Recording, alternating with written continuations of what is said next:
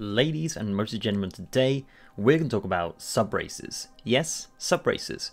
With so much speculation and hype around the next expansion in World of Warcraft, data miners have been running rampant with the game files and not leaving a single stone unturned. One thing that WoW content creators keep harping back is the idea of subraces in WoW. Things like Guild Goblins, Leper Gnomes, High Mountain Tauren and Lightforged Draenei to name a few. There are some other content creators talking about Nagas and Tuskar, and as incredible as it sounds, I don't think it's going to happen unfortunately. But I do have a potential video ready to be made all about these races. So if that's something you want to see, let me know in the comments and I'll make your dreams a reality. So if you're in the 4.5% of you that actually follow me on Twitter, you would have seen this tweet that I sent out last week. This is an image of a file inside the game files called Char Races. This file basically just contains all models that can wear gear. You can see things like Naga, Tuskar and Forest Troll on that list, and they've been on there for years. But with the addition of patch 7.3, Blizzard added Void Elves and Lightforged Draenei to the list. Now obviously the Draenei were added so they could be used on Argus, but the Void Elves are nowhere to be seen in the game, but I didn't really think much about it after I posted the picture.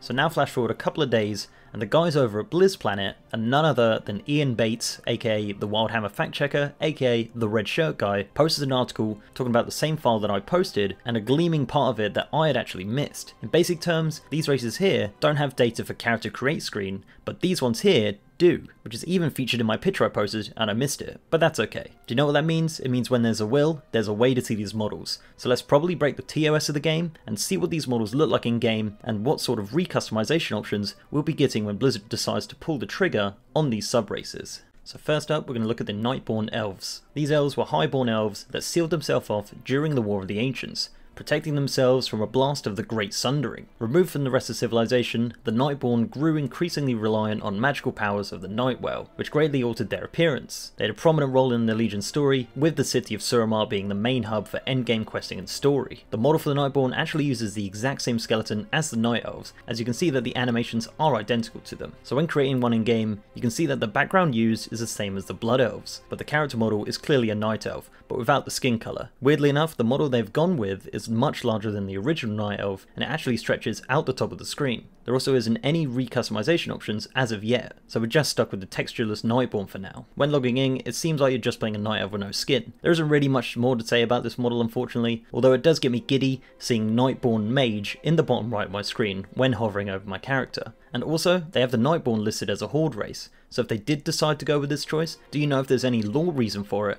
Let me know in the comments if there is one. Next up are the High Mountain Tauren. If you haven't seen them, they're a Tauren subrace inhabiting High Mountain on Broken Isles. They are direct descendants of Huln High Mountain and his tribe. Huln was a war hero during the War of the Ancients. Cenarius blessed Huln's tribe with the horns of Eshro, giving them moose-like antlers. Also, some of them appear to have red tattoos on their fur as well. So to create a subrace out of these Taurens, you'd think it would just be a case of adding the new horn styles to the model. But Blizzard have created them as separate models, enabled for character creation. So right off the bat, you can see that there are some issues with this model with their hair, tail and skin. Unfortunately, these cannot be fixed through the magic of recustomization, as they don't seem to have any options for it. One thing I did manage to do was modify an existing Tauren to have the High Mountain skin, but I couldn't get those amazing antlers to work sadly. In game, once again, there isn't much to say, just plays exactly like your regular Tauren, which sucks because I would have loved to run around as a High Mountain Tauren. I guess I'll just have to settle with morphing into a pre-existing model for now. So the Tauren and the Nightborn have both been in the game files since the start of Legion, but these next two have both been added recently in the 7.3 patch containing Argus and some other fun stuff. So first, we're going to look at the Lightforged Draenei. You probably would have seen this beautiful subrace of Draenei while adventuring around Argus. The notable differences with this model and the regular Draenei is the addition of more beard, hair and skin options. When seeing this model in the character create screen, you can see that it actually features skin tones and doesn't look like a buggy mess. When recustomizing, you have a ton of new options for this model. Apart from a few LUA errors, this actually works correctly. Some of the new choices are really cool, and it would actually entice me to make a Lightforged Draenei if the option arose. So jumping in game, as you'd imagine, this would just simply play exactly the same as a normal Draenei. Again, it's so freaking cool to see the words Lightforged Draenei when hovering over my character. You can also see when I unequip the gear on this guy that his back and shoulders have these amazing golden markings that resemble some sort of Naru, and I'd love to see that as a customization feature on the regular Draenei, but it makes you think what these guys would be like as a demon hunter. Now that's a class fantasy I can roll with. And finally, it's time to look at the one which has raised the most eyebrows,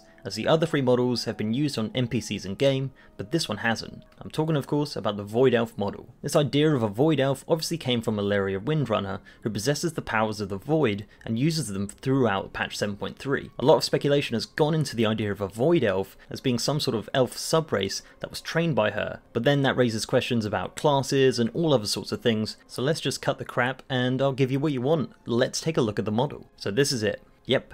I could tell you're disappointed. I know you had some visions of some amazing looking void infused elf, but this is what we have at the moment. As you can see right away, it's a blood elf based model, but the background used is strangely that of the night elves. When trying to recustomize this model, there's no customization options, like the Tauren and Nightborn. I'm unsure why it has no hair as well, as you would have thought they would have just dumped at least the default hairstyle for the Blood Elf, as you can't get a bald Blood Elf by default. Jumping into game, there isn't really much to see. A Void Elf Warlock doesn't really roll off the tongue though, so I wonder if they'll change the name if they did decide to make this into a fully fleshed out race. So that's pretty much it from a model standpoint. I thought I'd throw this video together for you guys to give you a better understanding on where Blizzard actually is in terms of being able to flip the switch to turn on these subraces. I find it's better to actually see something data mined instead of just looking at some boring table with data on it. So let me know what your thoughts are on the possibility of Blizzard adding subraces to the game. Or would you prefer 1 or 2 new races to play around with, something like a Tuskar or a Naga? I'd love to know what you guys think of all this. So before I go, I'd like to give a massive shout out to our amazing patrons and YouTube sponsors. You guys are the best. If you're interested in supporting the channel in that way, the links are down below in the description. So leave a like on this video if you liked it guys, and subscribe for more. And also, follow me on Twitter for updates on my findings. It's going to be a wild ride on this channel once the beta for 8.0 hits, and I can't wait. So with that, I'll see you next time.